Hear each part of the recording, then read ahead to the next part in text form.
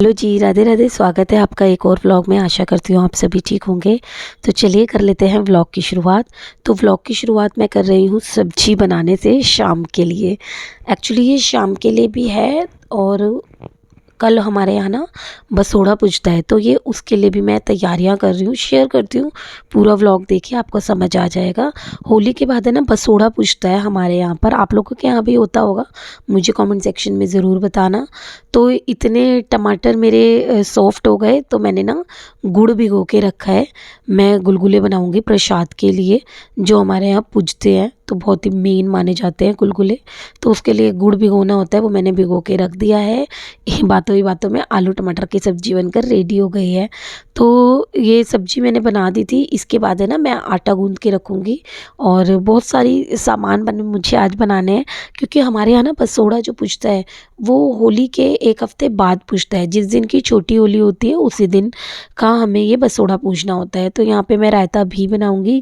खीरे का रायता मैंने बनाया है और यहाँ पे मैं चावल भिगो के रख रही हूँ। तो बेसिकली मैं इसी तरह काम करती हूँ, जो जो मुझे याद आता रहता है ना, तो वो सारे काम मैं करती रहती हूँ। यहाँ पे सब्जी बन गई थी। मीठे चावल बनाने के लिए मैंने साबुत चावल भिगोए हैं, तो वो भी मैं बनाऊंगी। शेयर करती हूँ मैं आपके साथ सारी चीज़ें।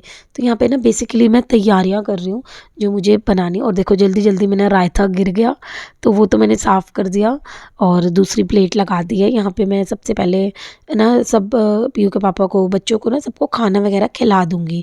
इससे क्या होगा ना, मेरा आधा काम ख़त्म हो जाएगा और जो मुझे आगे का काम करना है ना, उसमें मेरे को डिस्टर्बेंस नहीं होगी।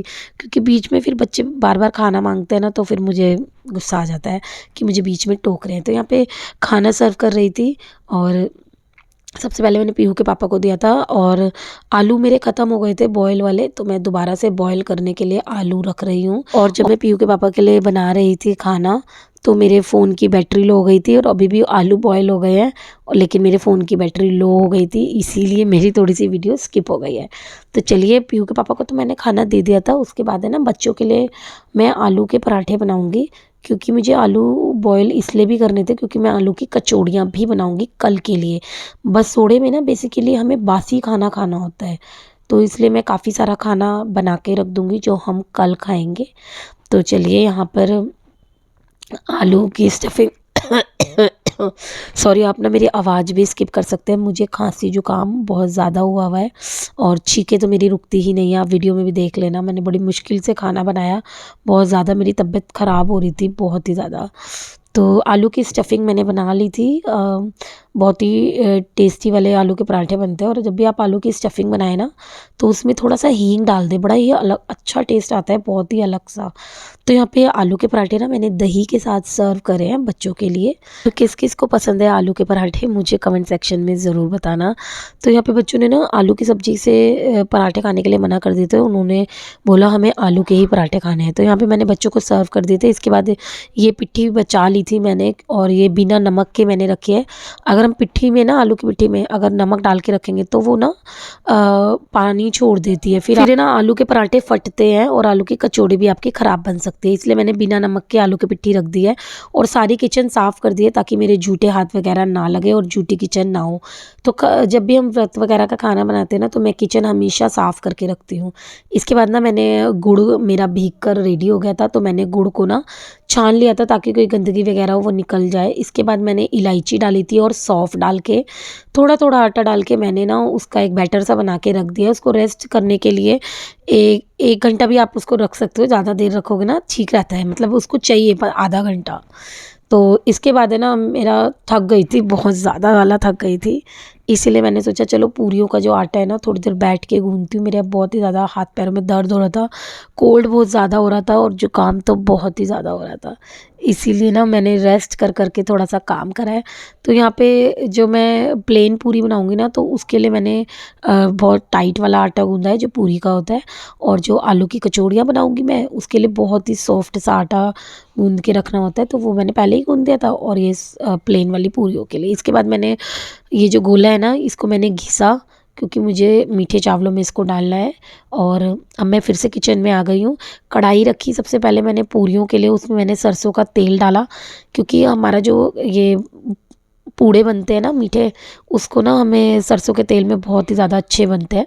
तो बना के देखना आप, क्रिस्पी भी बनते हैं और टेस्टी भी बहुत लगते हैं और नुकसान भी नहीं देते। यहाँ पे मीठे चावल छोंक दिए मैंने ना इलायची डाली थी, साबुत डाल दी थी, इससे भी कलर फ्लेवर आ जाता है, ऐसा कुछ नहीं है। तो उसके बाद में जब चावल बिल्कुल थोड़े से पक गए थे ना, उसके बाद मैंने चीनी डाल दी और ढककर रख दिए और 5 से 10 मिनट रखने हैं। इसके बाद आप गैस बंद कर सकते हो, आपके खिले खिले चावल बन जाएंगे। इसके बाद मैंने यहाँ पे मीठे पूड़े बनाने स्टार्ट कर दिए थे और बाय गॉड मैं फ़र्स्ट टाइम बना रही थी और ठीक ठीक बने थे, मतलब ऐसे नहीं कि खा नहीं सकते आप, मतलब अच्छे ही बने थे मेरे लिए। तो देखो अच्छे बने थे क्योंकि मैंने फ़र्स्ट टाइम ट्राई करे हैं बनाना। आगे एक्चुअली जो मेरी मदर इन लॉ थी ना, वही बनाती थी सारी चीज़ें, अब वो नहीं रही हैं। तो हमने ये सीखा है, नहीं तो मैं कुछ भी काम नहीं जानती थी, ना मुझे ये सब रिचुअल्स पता थे कि कैसे होते हैं या नहीं होते हैं, क्योंकि मेरी मम्मी के घर तो अब बसोड़ा पूछता ही नहीं था, तो मुझे कुछ भी नहीं पता था। अभी अभी मुझे ये सब चीज़ें, जब तक हम प्रैक्टिकल नहीं करते ना, तो हमें पता नहीं चलता। और इन सब चीज़ों का एक साइंटिफिक रीज़न होता है कि हाँ, कि बसोड़ा पूजना है या होली पूजनी है, इन सब चीज़ों के पीछे कोई ना कोई रीज़न होता है। इसी तो ऐसे ही नहीं बनाए गए हैं हमारे कोई भी रिचुअल्स, हमारे सभी त्योहारों का कोई ना कोई मतलब होता है और कोई ना कोई रीज़न होता है। तो चलिए, यहाँ पे मैंने प्लेन वाली पूरियाँ बना के रख दी थी। इसके बाद है ना, मैंने आलू की कचौड़ियाँ बनाने के लिए रेडी कर दिया है सब कुछ। स्टफिंग में मैंने मसाले वगैरह मिला लिए थे और यहाँ पे गर्मा गर्म आलू की कचौड़ियाँ बन रही है और बहुत ही ज़्यादा स्वाद बनती है गर्मा गर्म। तो आपको ये इतनी टेस्टी लगेगी ना, मैं बता नहीं सकती। तो यहाँ पे देख रहे हो आप, मेरी एक भी पूरी नहीं फट रही थी, क्योंकि वही आलू पानी छोड़ देते हैं ना, तो ही आपकी बेकार बनती है, नहीं तो बाय द वे अच्छी बनती है। तो यहाँ पे मैंने सारा सामान तैयार कर लिया था और ये वीडियो तो मैं आपको बहुत काट काट के दिखाती हूँ। मुझे 3-4 घंटे लगे थे। मैं 7 बजे आई थी किचन में और मैं पूरे 11 बजे हटी थी किचन से, तो काफ़ी टाइम लग गया था मुझे ये सब बनाने में। तो यहाँ पे सारी चीज़ें मैंने बना दिया। अब मैंने इनको स्टोर करके अलग अलग बर्तन में रख दूँगी। तो सबसे पहले मैंने मीठे पूड़े रख दिए हैं, फिर मैं मीठे पूड़े ना पूजा के लिए निकाल दिए थे और बाकी खाने के काम आएंगे। प्रसाद है, हम किसी को दे भी सकते हैं, किसी को भी दे सकते हो आप, घर में बाहर। तो यहाँ पे फिर मैंने ना सारी चीज़ें, क्योंकि कल खानी है, तो इनको स्टोर करके अच्छे से रखना है अलग अलग बर्तनों में। तो आलू की कचौड़ियाँ भी मैंने रख दी थी, प्लेन पूरियाँ भी मैंने एक बर्तन में, सारी चीज़ें एक एक करके मैंने बर्तनों में रख कर, सारे बर्तन रिता कर, सारे बर्तन मांज दिए थे।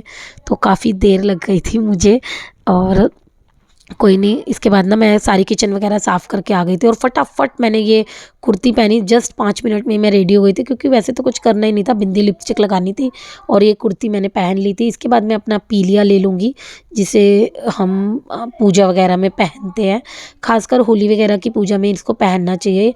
और जो ये होली होती है ना, ये हमारे बच्चों के लिए होती है। हम होली जो पूजते हैं वो बच्चों के भले के लिए पूजते हैं, ऐसा जितना भाई मुझे पता है उतना मैंने बता दिया। तो यहाँ पे ये थाली तैयार कर ली है और यहाँ पे पानी है जो हमें चढ़ाना होता है, साफ़ करनी होती है। जहाँ पे भी बसोड़ा पूछते हैं ना, उसको बार बार साफ़ करनी होती है जगह को, तो इसलिए पानी आगे मैं आपके साथ शेयर करूँगी। तो यहाँ पे देख सकते हो, अंधेरी गलियाँ, रात के 12 बज चुके हैं और हम सब निकल चुके हैं, घर के सभी। तो कुछ स्कूटी पे भी आए थे, बाकी हम सब पैदल निकल गए थे, क्योंकि ज़्यादा दूर नहीं है, 1 किलोमीटर का रास्ता है, ज़्यादा दूर नहीं है। तो बातें करते करते टाइम का पता ही नहीं चला और इतनी लंबी लाइन थी ना, 1 से 1.5 किलोमीटर की लाइन थी। हमें लगे लगे 1 घंटा हो गया था लाइन में लगे लगे, तो इतनी लंबी लाइन है। मैंने पीयू के पापा को बोला, आप वीडियो बनाओ इतनी लंबी लाइन की। तो अब हम थोड़ा सा मंदिर के करीब थे, ये है मंदिर। तो चलिए, यहाँ पे मैंने भी वीडियो बनाई, क्योंकि सभी लोग, भाभियाँ भी थी, एक हमारी गली में भाभी रहती हैं, वो भी थी, उनकी सिस्टर, सभी लोग, दीदी वगैरह सब लोग थे।